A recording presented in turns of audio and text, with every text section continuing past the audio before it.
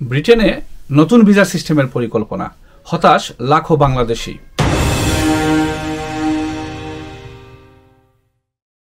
আসসালামু আলাইকুম, welcome back to another blog. ব্রিটেনের লেবার সরকার ক্ষমতায় এলে অভিবাসনের পথ সহজ হবে, এমনটাই আশা ছিল অভিবাসী কমিউনিটিতে। লেবার অপেক্ষাকৃত অভিবাস বান্ধব। দীর্ঘদিনের এই ধারণাটিকে ভুল প্রমাণ করে অভিবাসীদের জন্য দেশটিতে রীতিমতো নতুন ভিসা সিস্টেম চালু করতে যাচ্ছে সরকার।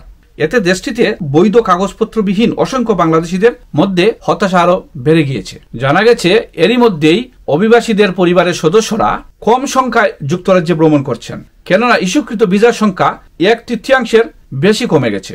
একজন ছাত্র বা অভিবাসী কর্মী হিসাবে ভিসা পাওয়া আগের মতো এত সহজ নয়। একটি গবেষণায় দেখা গিয়েছে গত বছরের তুলনায় এই বছর দক্ষ অভিবাসী কর্মীদের ভিসা দেওয়া কমিয়ে দিয়েছে সরকার।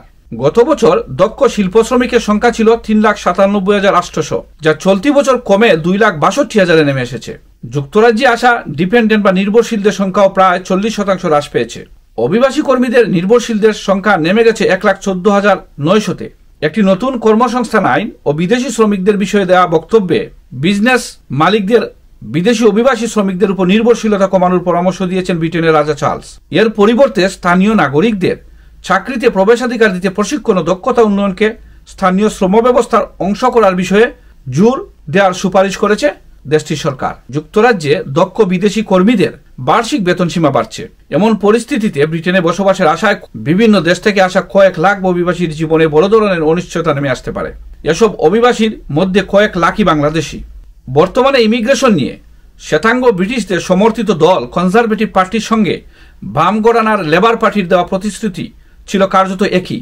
তারই বাস্তবায়ন এখন সকলে দেখতে পাচ্ছে।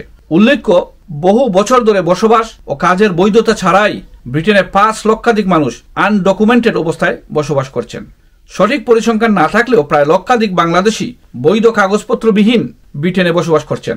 ব্রেক্সিট পরবর্তী পরিস্থিতিতে তাদের বৈধতা দেওয়ার আশ্বাস মিলেছিল। তখন অনেক ধারণা করেছিলেন নতুন জনশক্তি না এনে যারা বৈধ কাগজপত্র ছাড়া বসবাস ও কাজ করছেন এই দেশে, তাদের বৈধতা দিলে দেশের অর্থনীতি লাভবান হবে।